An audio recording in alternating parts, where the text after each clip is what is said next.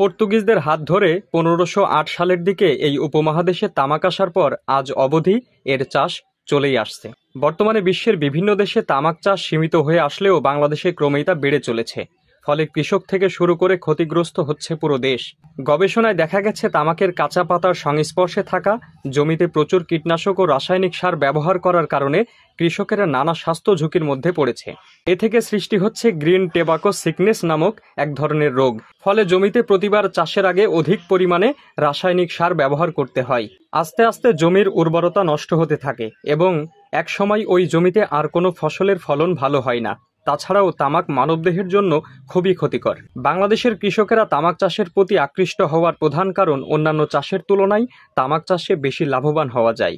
তামাক চাষ করে কৃষকেরা অধিক লাভের আশায় তার জমিকে অনুর্বর করে তুলছে, ফসলি জমির উর্বরতা নষ্ট করছে। তাই আমরা তামাক চাষ থেকে বিরত থাকি, দেশ বাঁচাই, দেশের মাটিকে বাঁচাই এবং স্বাস্থ্য নিয়ে সচেতন থাকি।